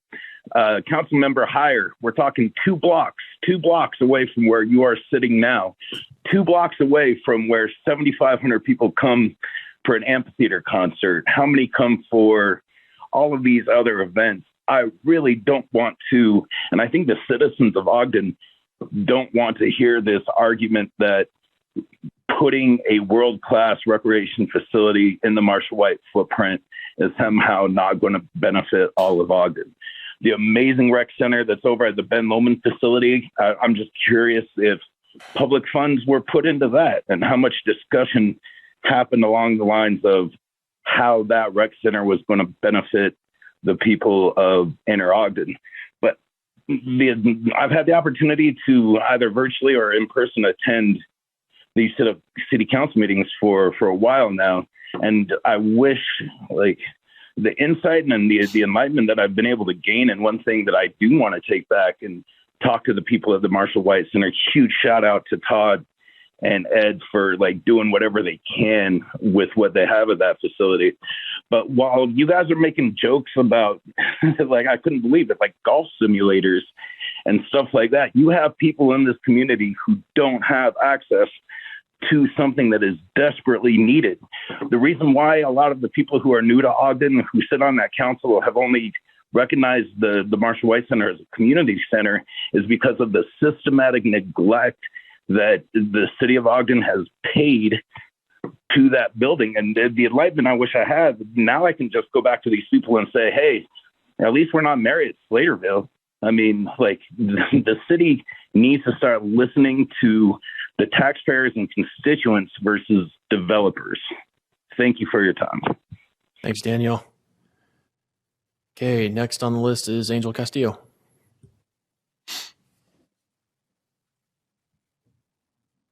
Thank you. Good evening, Angel Castillo, Ogden resident. I'm going to piggyback just a little bit on the comments about the Marshall White Center. I, too, have been listening to the work sessions. And I'd just like to lift up a comment that Chair Nadolski made about the center, you know, more so along the lines of, we're going to do it here and then where? Because there's clearly a need. And the discussion that happened before that and after that sounded a whole lot like when a homeowner picks out kitchen cabinet handles before the house is designed. You have to commit to, you're going to do the thing on the footprint, and then the discussion of how big is it and how big can we go, and do that, and then address the need afterwards. And everything else is programming. And programming is something that the administration really wanted to bring in the YMCA to do that, and the YMCA wasn't going to build just a rec center. They were going to build all of the things. And on the police salary increases, I'm really glad to see that, because I have been coming before you since 2018, petitioning for better wages for officers, that we're losing officers. And you're all going to have to step up your game when the new budget comes, because a friend of mine actually sent me a post today from Jordan Gustin with the Boise Police Department, and it says, to my Utah law enforcement friends and those interested in law enforcement, next week I'll be making a trip back to the Beehive State for a recruiting visit to answer any questions about making the transition from Utah to Idaho as a police officer. This isn't anything new. It's been happening for a while. I've been talking about it since 2018.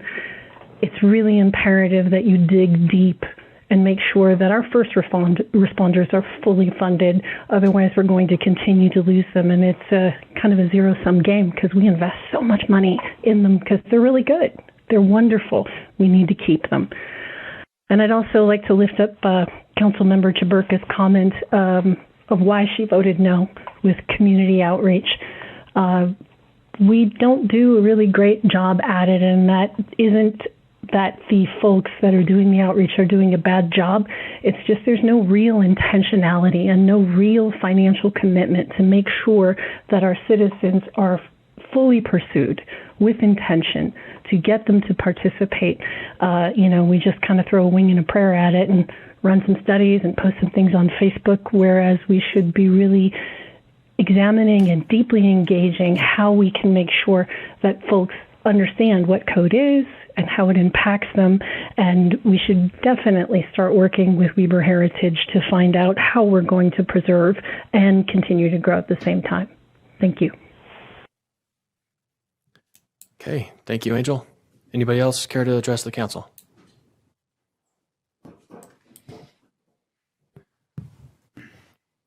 Hi, Travis Pate, 2546 Jefferson.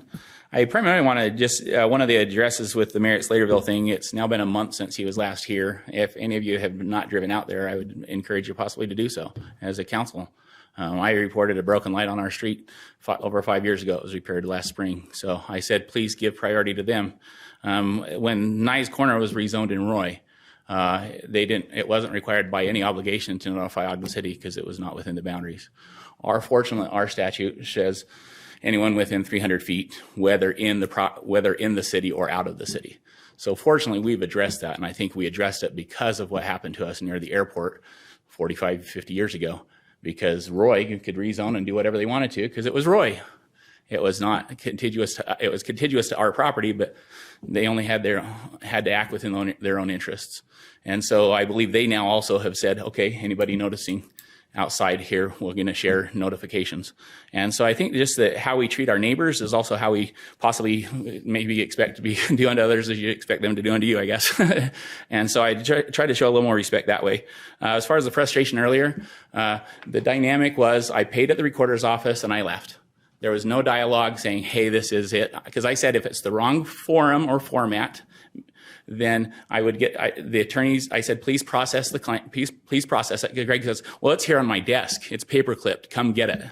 And I said, Greg, I'd prefer that you process it. If it's not the right format, because it is a decision by the Planning Commission, which then does go, it says the Planning Commission or the mayor make a decision, it can go to the Board of Zoning Adjustments, which that's what I did. This body is legislative. So yes, now it would go across the street to the courthouse.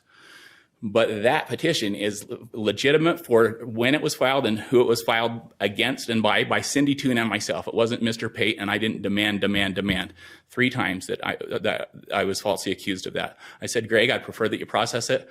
Mr. Stratford and I had already discussed this, and he said he will look into it, but just go ahead and process it. So even Mr. Stratford did it. So when you guys turn to Greg and ask questions, no, the legal counsel's there. Greg's not the lawyer.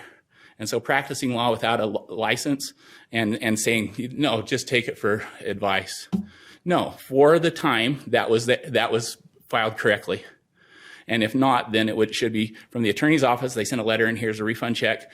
And at this point, please, here's your next course of action. So when it was filed and where it was filed was correct. There was no discussion with the recorder. So for him to make an accusation and say, oh, the recorder's backed me on me. And again, it goes back to the browbeating. And we're paying, taxpayers are paying his salary to browbeat citizens and to practice law without a license. And so the dynamic is, what do we do? And so I'm simply saying it was filed correctly. And so the advice in there, it goes the Adams Avenue plan. And then also the aspect, the buildings are being built for a residential grade, not a commercial grade. So no handicap accessibility, no fireproofing for commercial structures, no distance from the proper zones, because zoning differences, commercial has to be Thanks, so many Travis. feet. So Thanks. when it burns down, Okay. Anybody else? Okay. We'll start at the top. We'll start with mayor's comments. Hopefully you guys are taking some notes too. We got some things. We're certainly taking notes, and we appreciate all the public comments, and we will look into all of that. The comment that we just kind of fly on a wing and a prayer is completely inaccurate and offensive to the people that work so hard to work through these things. So I'll push back on that a little bit. And other than that, we appreciate everybody being here and what we're doing. We're going into budget season, and it's going to be tough, and we're going to have some of these difficult conversations, and I appreciate y'all being willing to have those. So thank you very much, and I'll leave it at that. Okay. Thanks. Council members, comments? Chair, I have a comment, and so a lot of activity has been happening, and I'm really disheartened from the standpoint of what's happening in Florida and in Texas. And I'm going to just, if anybody's been following, I am going to say the word gay because it's okay to say gay. Apparently it's not in Florida. But I want people to know that Ogden's a welcoming city, that we are here, that if anybody has, we are the 3rd or 4th highest teen suicide rate, and a lot of those kids are LGBTQ. And I want them to know, if they need to reach out, that I will listen to them and get them to the right place. It's just really disheartening to see what's happening in our country right now, and the divisiveness that at a time when we really need to be coming together internationally. And so I just hope, and I thank you all sitting up here for supporting me, and I would hope that if any of those kids ever came to you guys, that you would lend a listening ear as well. So thank you. Sorry. Thanks, Marcia, for sharing that. Anyone else?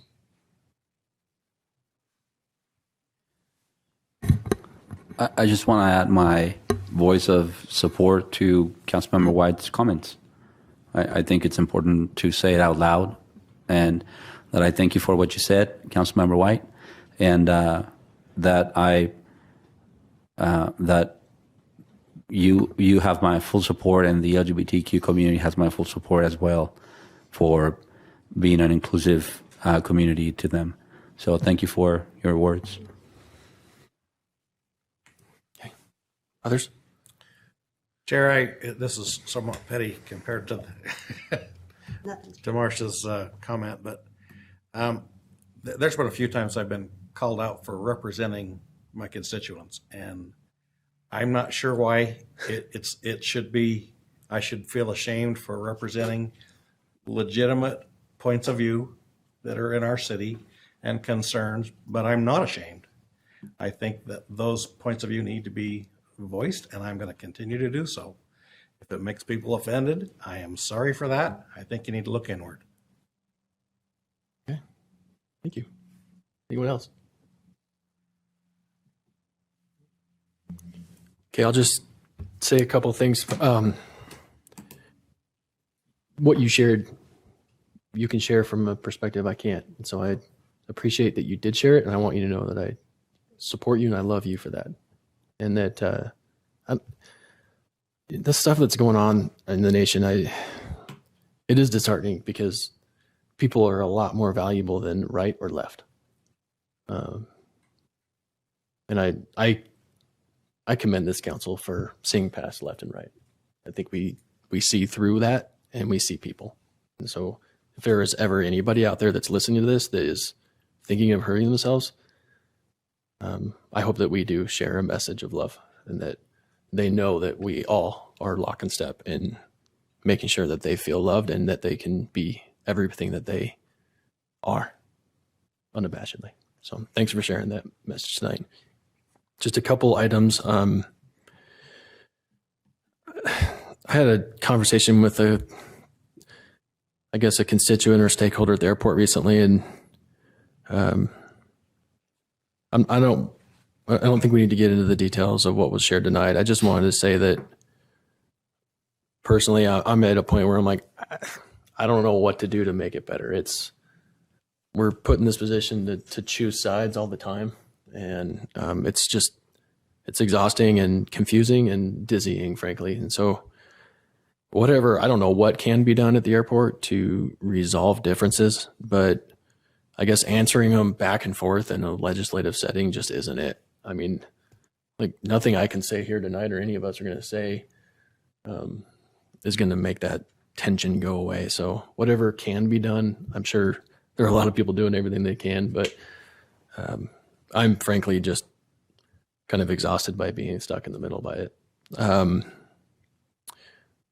I guess similarly, Carrie Wayne, thank you he's still online, I think, for continuing to come kindly. You don't have to share it tonight, Mayor, but a few weeks ago you shared in an email that you'd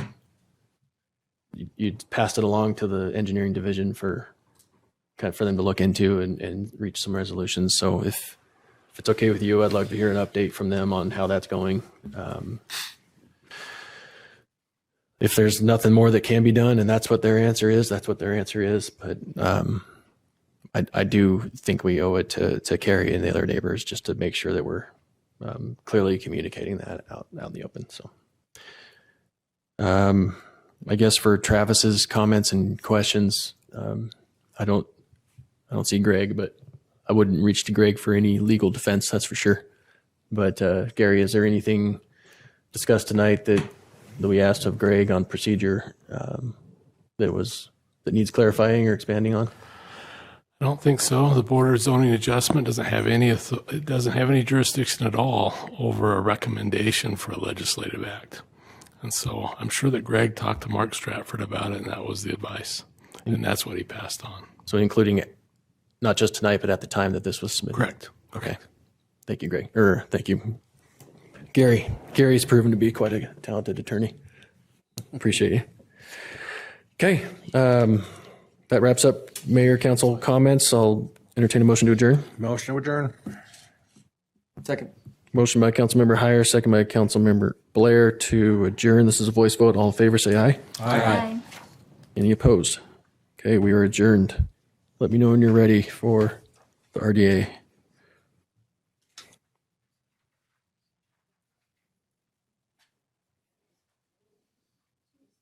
Okay, you're good.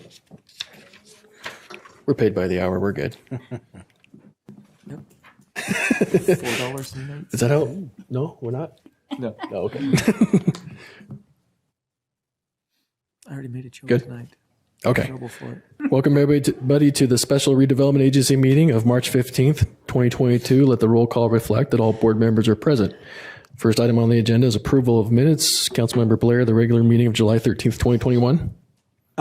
Yes, Chair, I have reviewed those minutes and found them to be accurate, and I would make a motion that we adopt the minutes of the regular meeting of July 13th, 2021. Second. Okay, we have a motion by Board Member Blair, second by Board Member Chaburka to adopt the minutes as presented. This is a voice vote. All in favor, say aye. Aye. Any opposed?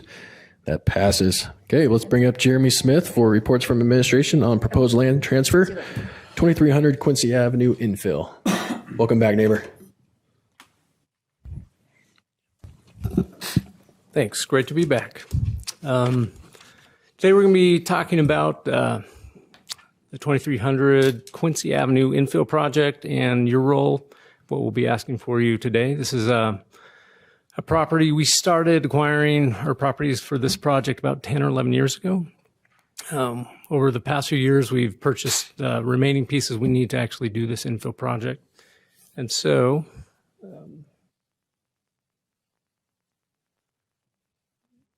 what it will entail is two of the parcels are actually owned by the RDA. The remaining ones are owned by Ogden City. So this is a small infill project, but we need them all to be owned by Ogden City to move forward with the actual project. And so that's what you're voting on today.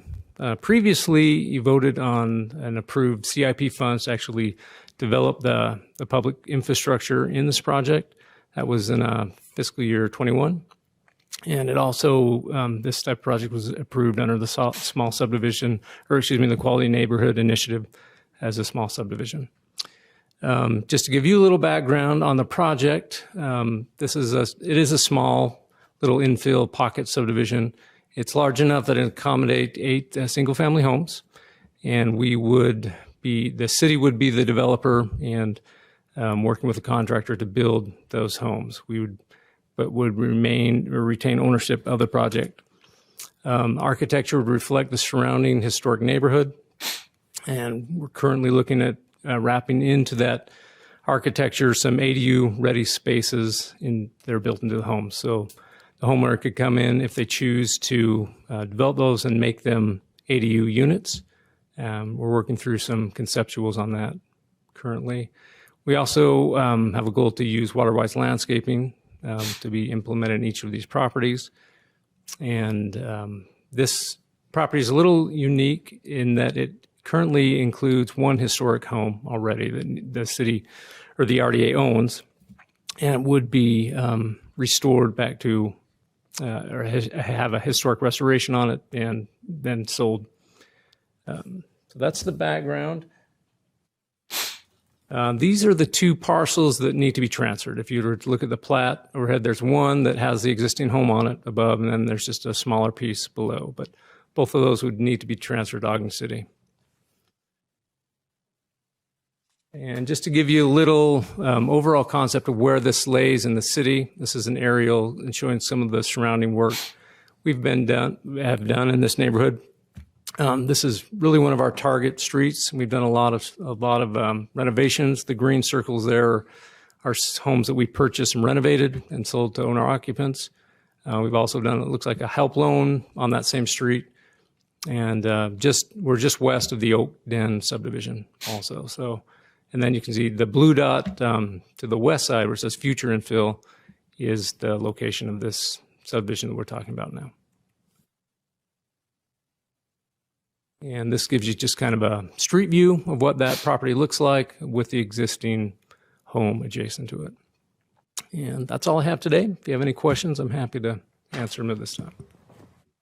Thanks, Jeremy. Questions? Chair, I have a question. Yeah. So these two properties, were they purchased with the Quality Neighborhoods funds, or where did the money come from to pay for the RDA properties, is that what you're talking about? Yeah, these two. Yeah, that would have been part of that. Okay, so, and I guess the other, when these properties are sold, where will that money go back to?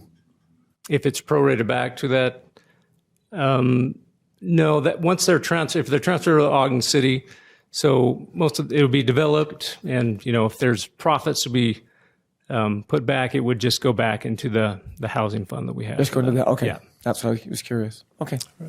Good question. Thanks. Okay, anything else? Okay, thanks, Jeremy. Thanks.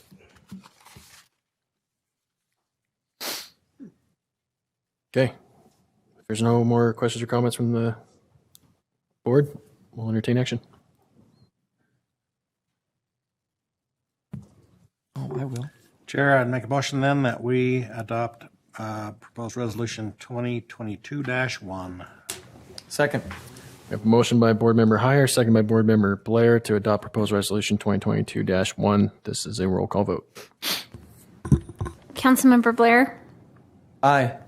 Councilmember Chaburka, Aye. Councilmember Heyer. Board member Heyer, aye. Sorry, I'm sorry. It's just in me Board tonight. Member Heyer. Aye. Board Member Ritchie. Aye. Board Member White. Aye. Vice Chair Lopez. Aye. Chair Nadolski. Aye. That passes, and it's good to know you're human. Yes, it is. Okay, public comments. This is an opportunity to address the board regarding any concerns or ideas on any topic. Welcome back. Travis B., address on file. I'd like to thank particularly neighborhood development and then also just the transfer that I saw. The historic home, as I kept driving by that Quincy property, I'm like, please don't tear it down, please don't tear it down, please don't tear it down, and it stayed. And so I've kind of watched. My sister actually had the good fortune to live in the apartments that were behind there and also the good fortune to be gone before they turned into an inferno. And so I don't know if any of you know about the infill block behind there, that there was quite a large, quite dense apartment complex directly below the Golden Links Tower. And it was horrendous. I don't believe there were any lives lost, fortunately, but it was just, and so to actually see the neighborhood and the densities come into that aspect, I just wish the same thing could have been done on our block on the 2600 block of Jefferson. The Warren T. Wattis family home was there. And the city gave permission, just came in, tore it down, built the townhomes. And whereas possibly developing and designing around a key feature. And so I think that's the same thing. When I was asking about some of the design patterns and everything else, we've already gone along Porter Avenue. We're slowly inching our way towards 25th Street. So I think to me, when something comes in and says, yes, it's planning and we have to possibly act on it because the petitioner did, the same thing, it should be to me, I say neighborhood development, independent of us, do you have thoughts for this plan or property and what can go on Porter Avenue? When you look at those 1.5 story working class homes and you say we're going to replace an infill with $385,000 row houses, does it match the neighborhood? Does it complement the neighborhood? And so the proposal I gave to you still stands. So if the right of way and some of these other aspects don't go forward, I would encourage you to simply say, let's look at RDA and look at infill and building around the historic flair of the neighborhood. And then I'm sorry, I was just tempered. We all see everyone has that opportunity. But I'd cautiously look at the current development, though it's not RDA, fire code for commercial, make sure that that's okay with the fire marshal, because I believe the current townhomes are built residential. So if we don't have an ordinance for live work, then we probably ought to address that before we build any more. So. Okay. Thanks, Travis. Just so you know, I still love you. No worries. I still have a picture of you trolling in the deep for the Sorry, Travis and I go back to college. So back when I lived in the basement of the church, the Catholic church on campus. So, okay, good to know you two are also human, and we love you for it. Okay, comments from the executive director. Oh, I'm sorry. Thank you. Reminder, members online. Okay, Angel Castillo. Sorry, Angel. No worries. Angel Castillo, Ogden resident. There's a whole bunch of things that make Ogden really special. It's warm and friendly people, fantastic little independent villages, businesses that are restaurants and things like that. And one of the things that, in my mind, stands at the forefront is our historic homes. Our historic homes make us different than everybody else. It's the reason we love 25th Street. It's the reason we want to preserve it. And everybody understands that we do need progress and we need to grow, but we should hold on to that heritage because it's really, really, really important. And I'm very pleased that, as Travis was, that the historic home for the 2300 Quincy Avenue infill was kept. That was a great thing. What I would like for you all to consider as you move forward is how are we going to do things differently with regards to this opportunity that we have with the infill project. 8 homes right there. We're going to be doing exactly the same thing. I mean, the Quality Neighborhoods program is amazing, and the Own in Ogden program is amazing. I mean, we do some really, really great things to try to help folks, but we have to adjust this model because we cannot continue to address the housing need by continuing to build larger single-family homes. And there's an opportunity here to do something different. On the East Bench, there are these adorable little cottages that are set up together that are much smaller than a standard single-family home. And they meet historic character, and they keep the feel of a single-family neighborhood. We need to start thinking about things like that, about adjusting our code to allow smaller units and then putting in some guardrails, and if it's in a historic neighborhood, that it's really got to match what's going on if it's seen from the streets or from the neighbors. It's an important thing to do because we have a wasted opportunity if you're just going to put 8 homes there that are not going to be affordable. By the time they're built, they're going to exceed that HUD repurpose amount that Ward Ogden requested. People aren't going to be able to really afford them. And we're talking about the whole, working class, teachers, fire, police, that kind of thing. So please consider as you move forward to next year that you're going to look at codes and you're going to make those adjustments, or you're going to put aside some money to hire some people to make those adjustments, because we're doing exactly the same thing, expecting to get a different result, and it's just not happening. Thank you. Thank you, Angel. Next on the list is Heath Soto. Hi guys, Heath Soto, Ogden resident. I just wanted to know, as the RDA, has any progress been made on creating extra guardrails for an administration that believes that anything that is legal is not unethical? The brown ice cream building thing, I've been harping on it forever and everybody's sick of hearing about it, but the administration went to your lawyers and asked if they could legally, after the agreement had expired, they asked if they could legally go ahead and sell the building without mentioning it to you guys. And they apparently said yes. And very clearly told none of you. None of you knew about it until the developer spoke up himself and to try to defend himself. And that's just wrong. I mean, it's an administration that is hiding things from the RDA after they had already misled you guys. I don't see how any of this is acceptable. And if they will not act ethically, then you're going to have to put up more guardrails. My main worry is that none of this is going to be able to be changed until this administration is out of there.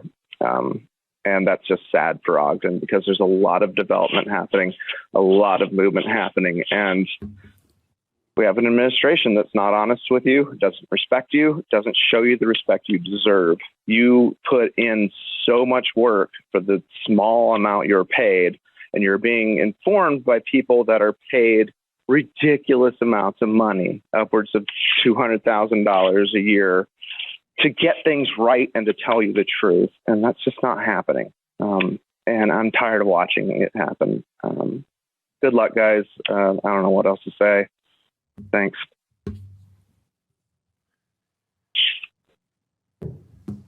Thanks, Heath. Anyone else?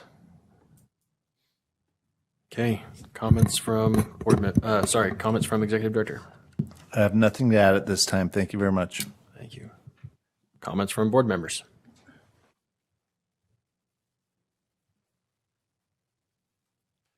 Okay.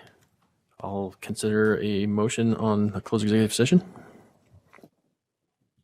Chair, I would move that we adjourn into a closed executive session for one of the 7 items listed in the agenda. Second. Okay. I have a motion by board member Heyer, second by board member Blair to convene in a closed executive session for one of the reasons listed on the agenda. This is a voice vote. It's a roll call vote. Or sorry, this is a roll call vote. Thanks. That's what I meant. Councilmember Chaburka. Aye. Board Member Chaburka. I'm so sorry. Aye. Board Member Heyer. I'm sorry, I flustered you earlier. Board Member Ritchie. Aye. Board Member White. Aye. Board Member Blair. Aye. Vice Chair Lopez. Aye. Chair Nadolski. Aye. That passes. We will adjourn into a closed executive session. Just as a note to the public, we will adjourn from this meeting from within that closed session. So this is the last you'll see of us tonight. Thank you.